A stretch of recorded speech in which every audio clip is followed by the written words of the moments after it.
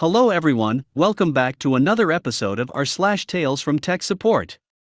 In today's episode, you need to run a cable from A to B, but you can't get to A.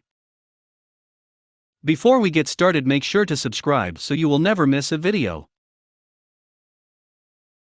So let's get started.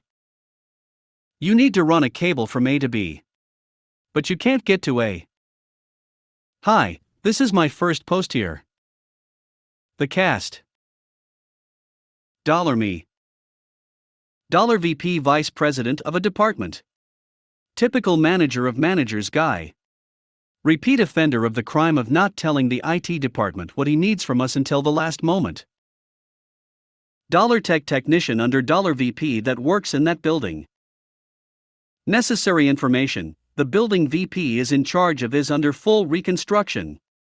They're building a building over the original building, so most of the area where I'm asked to run these cables is outside in the shop area that currently has no exterior walls, just the roof of the new building over it. Also, they're still running the machines out there. The morning started with an email from $VP to the IT department. $VP, hi, we need help moving this printer into the hallway. I don't reply to him because he just runs all over the place all day long and won't see my reply for hours. Also, it's just a big printer serviced by an outside company, whom we love in IT. They also have another down there that isn't being moved, so I figure it's not a big deal. Also, I'm not a morning person, and I like to just take care of easy stuff in the morning if I can as I sip my coffee. Printers are evil, and something always goes wrong with them. Hence, my lazy approach to this email. A few minutes later, $Tech calls me. $Tech, hi, $VP needs this printer moved into the hallway, because the room it's in is going to be worked on today. It needs hooked up in the hallway so we can continue to print.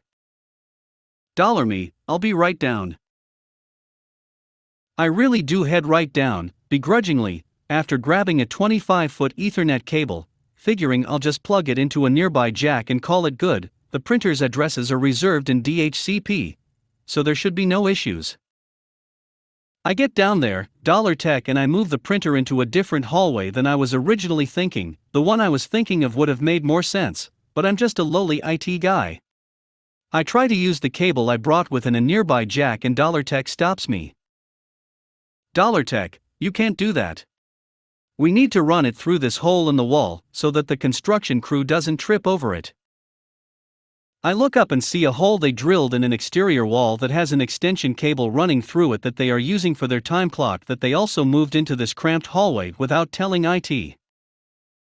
Now, there's a huge new roof over this exterior wall, so I'm not too worried about this cable being there in case anybody was going to point out how ridiculous that is. $me, okay, that's fine. I'll be right back with my push rods and some cable, and we'll run a new cable for it. It's not really that big of a deal, it should only be a 30-foot run or so up, over and down. The switch closet for this building is rather close by. In fact, it's in the same room as the printer was in. They don't really need this printer, as they have another one 30 feet away, but I'll oblige them because I really just want a peaceful morning without any confrontation. So I get back with my gear 15 minutes later, and I go to run the cable.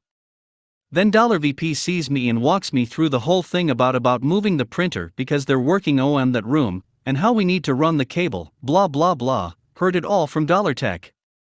Then he says something that catches my ear. $VP, they just started putting epoxy on the floor in there a few minutes ago, that's why we had to move it. $me, so I can't actually go in there? It's off limits? $VP, yep. We also need a cable ran to a desk outside that we took from that room so $Tech can submit information I don't understand, but am pretty sure isn't a pressing matter based on what I've heard, until next week when we can move everybody's stuff back in. Also, the construction crew knocked one of your round thingies, ubiquity access points, off the wall and broke it, and we had to take the one on the other side down so it didn't happen to it too. We need you to run a new cable to put that one up in the middle. Also, the Wi-Fi out there has been really spotty for a while. Are you guys messing with it? I didn't answer him for about 15 seconds probably. I did my best to have a look of deep calculation on my face while I tried to comprehend what he was telling me. Finally, $me, so I can't go in that room, and all the cables outside of the main area are gone or in use. $VP, correct. $me, okay, I can't run cables then, our network equipment is in that room and I'll need to get in there to hook it all up. You're going to have to do without until this is done. $VP, okay, we can manage, but you need to fix whatever you did to the Wi-Fi. We have to have the Wi-Fi going because we're going to run the machines in a few days, and we're going to have a client in, redacted, watch from a few cameras and laptops we'll have set up through a Teams meeting. $me, is the Wi-Fi working inside the main building fine? $VP, yes. $me, okay, so the reason the Wi-Fi is so terrible outside is because you took down one access point so it didn't get damaged, and thanks for doing that by the way, and because the other one is ruined. I'll need to get that access point up for you to have Wi-Fi out there. $VP, okay, so could we just wire up everything physically instead of using Wi-Fi?